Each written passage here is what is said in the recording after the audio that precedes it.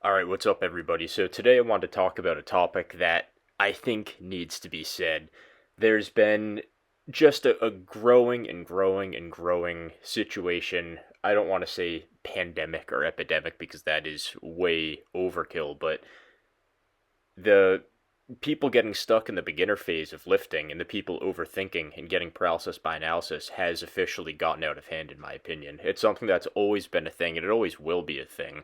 But when you look back to lifting years ago, a decade plus ago, it was just not nearly as much of a thing as it is now. And the reason why you're seeing this training footage put up here is just to bring things back to the basics and to give people a little bit of perspective when they look at myself, my lifting journey, and where I currently stand as far as my physique goes. So, what you're seeing here is just some good old training from the summer of 2018. So, this is 7 years ago. I was 19 years old, and as you can see, I have a pretty mid physique, and I don't say that in like a derogatory way. That's more so just it's like I'm an intermediate, and that's kind of where I'm at.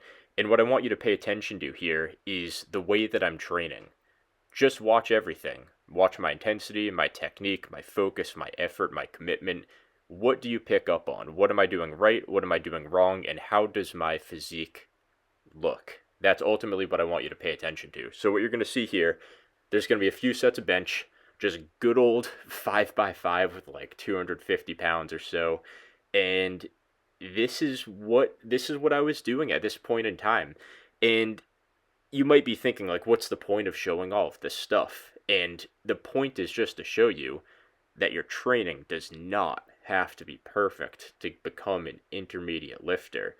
And you can talk about all sorts of excuses or all sorts of kind of like vague counterpoints to that, like, oh, basement, you just have great genetics, or anything along the lines of that. And to be completely transparent here, which obviously I always am on this channel, I don't think I'm a genetic freak. I think at best I'm probably in like the 75th percentile, but I'd say I'm probably anywhere between average and that, which isn't really enough to make a notable difference, in my opinion, between someone with just average genetics. So I would say half the people might have worse genetics, maybe a little bit less than half the people in the population of my demographic will have better genetics than me, so I don't think it's too much of a conversation.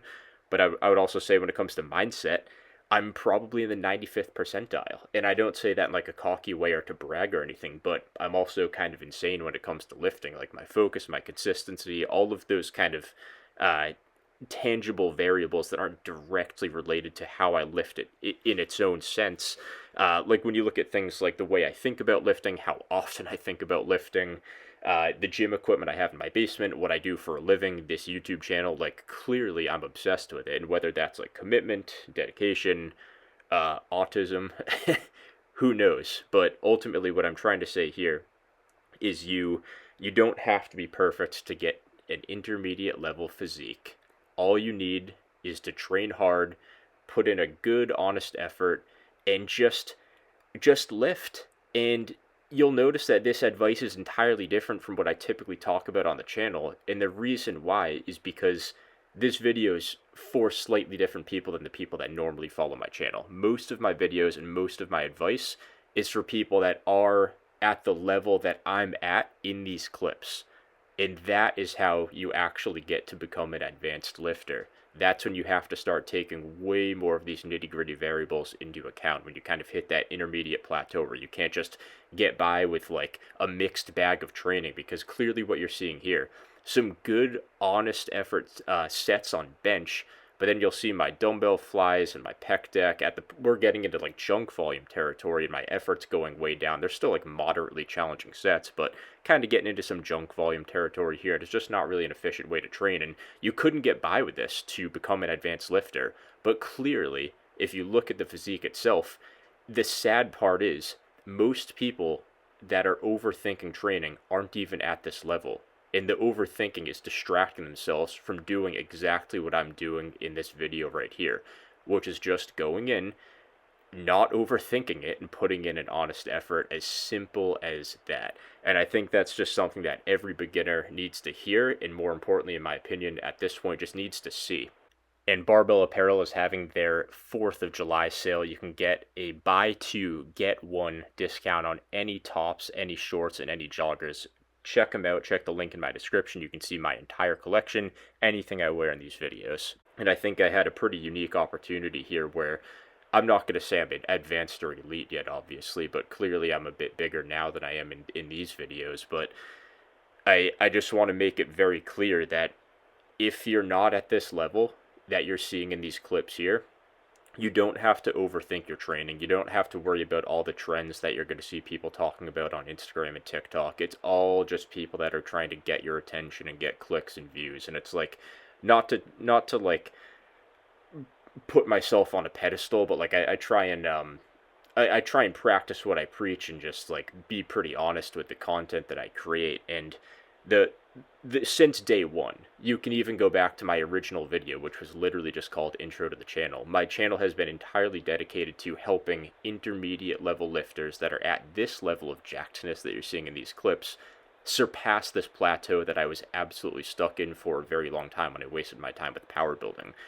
There are people that talk about similar stuff to myself.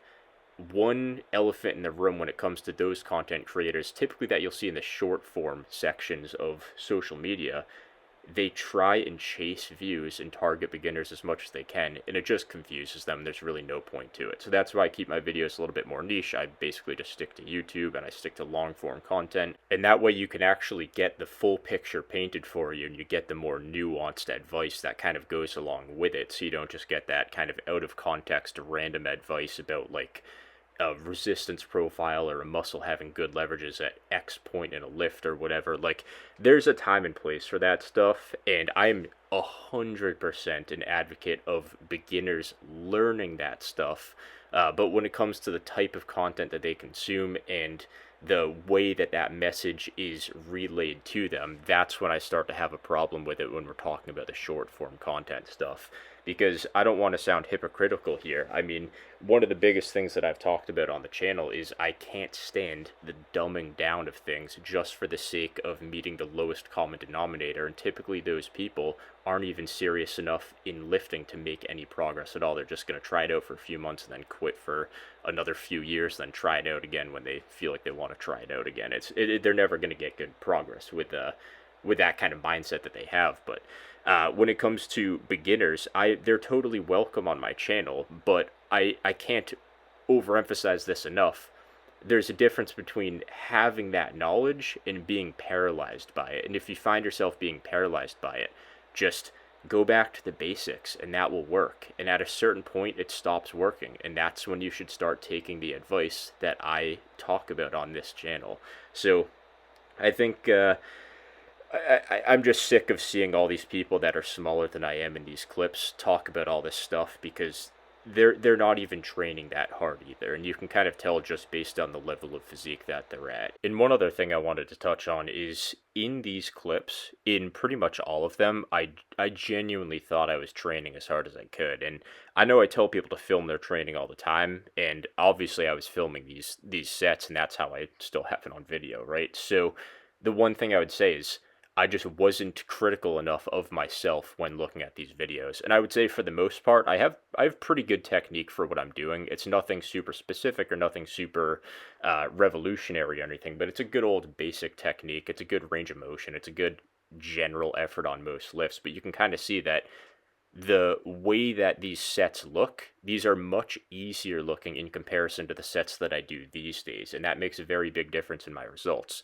Another thing I would add to that, and this is the main point I want to get across here, is you can't overlook your own perception of intensity, because obviously our memories change over time, and our ability to recollect an old thought or an old memory, an old experience, it just fades and kind of warps over time.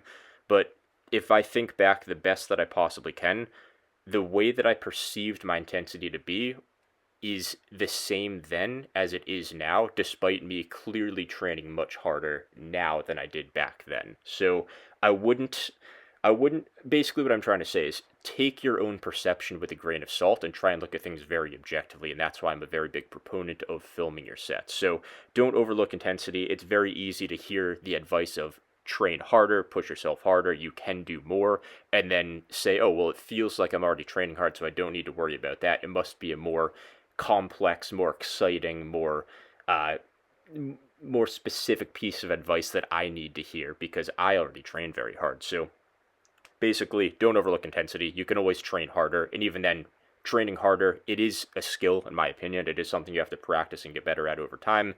It's going to be somewhat correlated with your overall coordination and skill on a specific movement. So that kind of gives me a good segue into one of the next things that I wanted to talk about here, which is that in modern gym culture, I do personally believe that commitment is one of the biggest things missing in, like I said, modern gym culture. You'll see people constantly trying to find the new trend. They're constantly trying to find the new fancy lift to try out, the new way to execute a lift, all these new things, rather than trying to dig deeper and just find the reasoning behind what actually causes growth and why that works. Like you'll see with my training philosophy, when I first started thinking about this stuff, it was just kind of a surface level overall training philosophy. And then rather than being the person that just seeks to improve through completely changing things and flipping things over on their head like a lot of people on Instagram do, they just chase fads and trends for the sake of views and getting an audience.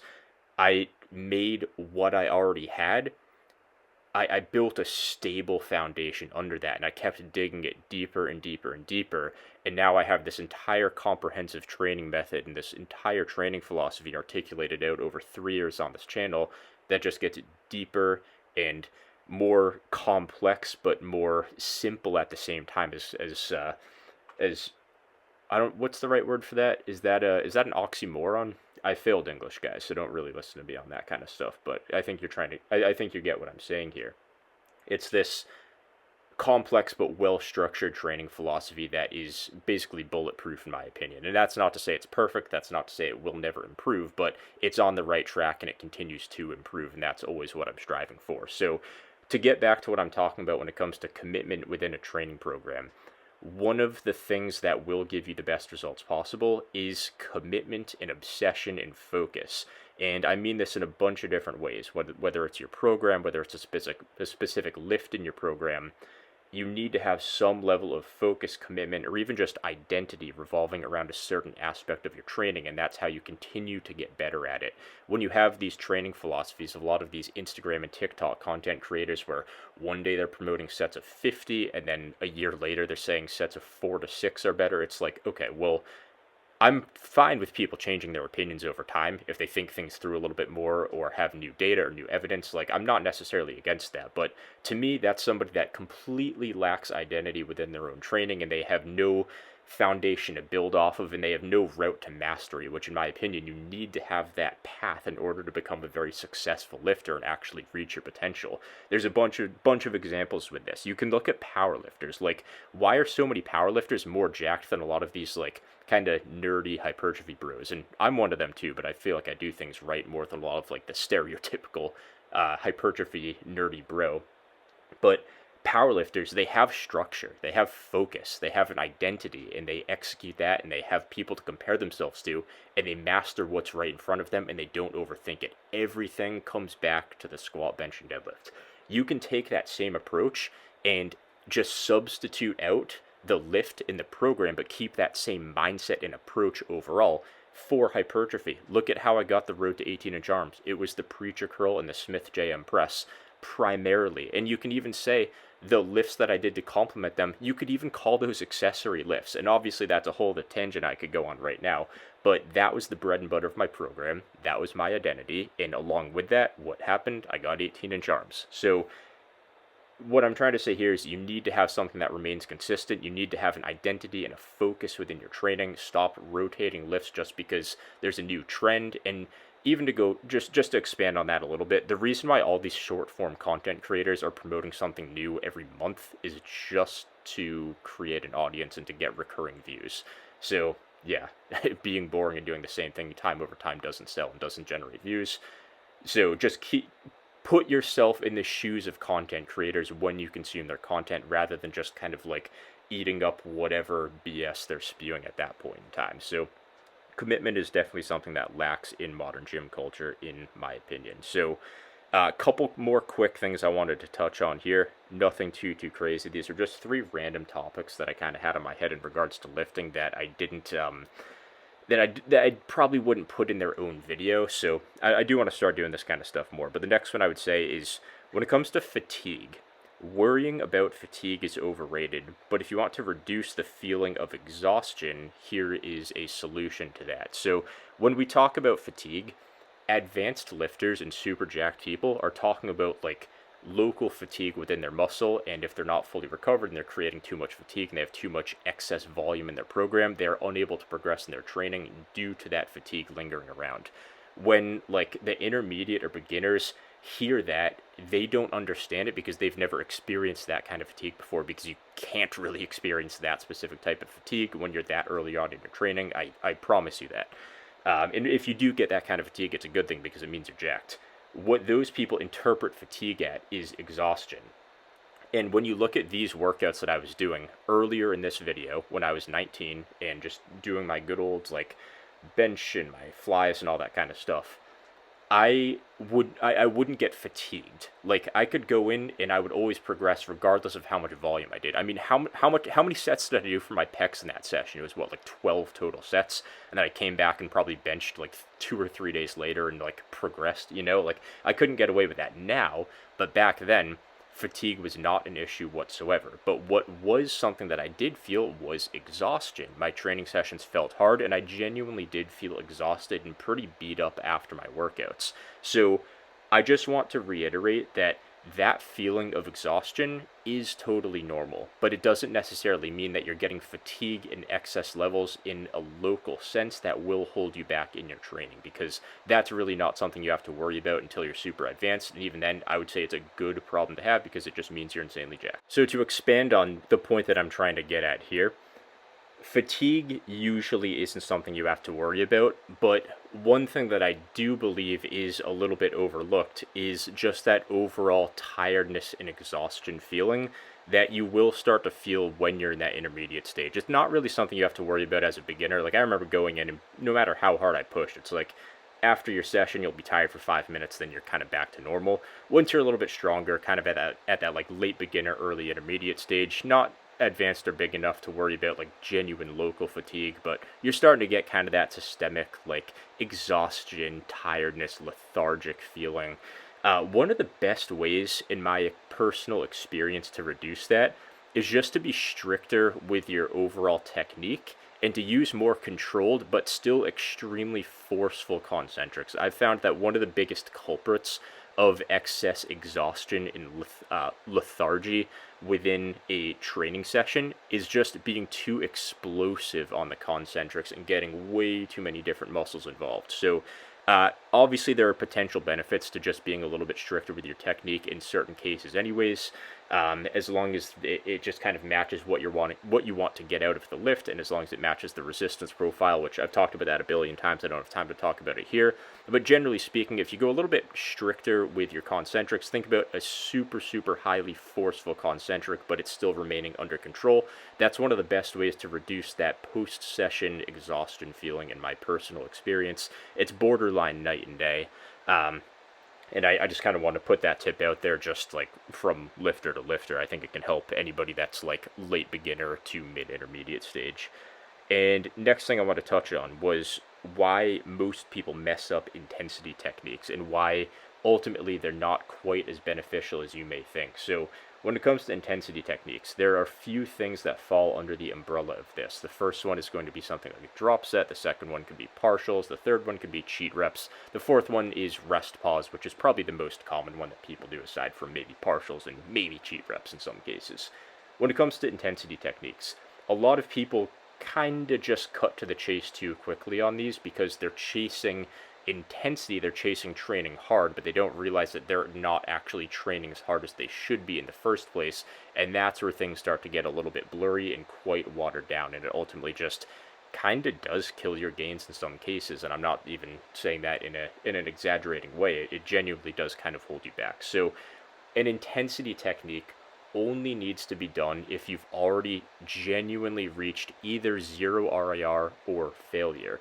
If you're leaving reps in the tank in the first place, An intensity technique is just making it easier. You're pushing failure farther away, and that's the entire goal in the first place. So the goal of a set is to get the most stimulus you can. And what's the best way to get stimulus? It's to get to your desired proximity of failure. I'd say in most cases that would be 0 RIR, give or take, depending on the lift that you're doing. So if you get to 2 reps in reserve, and then it starts to get hard, and then you rest just to like add more reps to your set, you're kind of missing the point here because you're not quite getting to those grindy reps. So instead of chasing a certain rep count or chasing that +1, one of the best things that you can do is just go back to the mindset of chasing grindy, hard reps. And ultimately, that's where the stimulus lies within a given set. So your overall stimulus is a combination of 2 things, in my opinion. It's going to be your technique, and then it's going to be your intensity. And the better you can get at both of those, the more precise that stimulus will be. So when it comes to intensity techniques, a lot of the time what happens is people either overestimate how hard they're training, and then they just go into an intensity technique when they're not even close enough to failure in the first place, and that just pushes failure farther and farther away, because pausing between your reps and doing cheat reps and doing partial reps and doing a drop set are all ways of making the set easier. So you're actually pushing failure farther and farther away, and then you're increasing the total amount of set duration, so you are just making it harder physically and mentally to even get to failure once you do start that intensity technique. And I would say even when it comes to things like partial reps, cheat reps, etc., most people do those to make the reps easier in an unproductive way, where when they try a partial rep, they just go until the range of motion starts to get hard at that sticking point. They're not even actually getting grindy reps within that. So it's just a nightmare in its entirety. So instead, bring your focus back to getting to 0 RIR, or even getting to genuine, true failure first. And what you'll find is that in 90% of cases, maybe even like 95 to 99% of cases, you won't even need that intensity technique, because just getting to 0 RIR does enough for you to where if you even tried an intensity technique, you wouldn't really be getting much out of it. So use them sparingly, use them for like very stable, short bias lifts, but forget about it otherwise. I'd also say when it comes to things like rest pause, a lot of people like to abuse rest pause just to be able to add a +1 or see some type of progression. And what I'd say here is, again, this is making the set easier. It's like you have to kind of forget about that short-term little itch to add that +1 to your program or on your spreadsheet, but just remember that the more you pause between your reps, the less stimulus you're getting and the more fatigue you're getting. So not worth it in most cases, and I think a lot of people just get distracted by them because they're doing their whole set, and the whole time they're just focused on, all right, well, what am I going to do when I get the partials? When am I going to start my rest pause, etc. So it's just a distraction, and most people would be much better off just forgetting them entirely and just using them for like the 1 or 2 lifts in their program that are like highly stable and short biased, like a strict elbow supported cable hammer curl or something, and that's pretty much the best place and time to use them. So that's all I've got for today. I appreciate you guys watching the video. Let me know if you have any questions or relate to any of this stuff, and I will see you guys in the next one.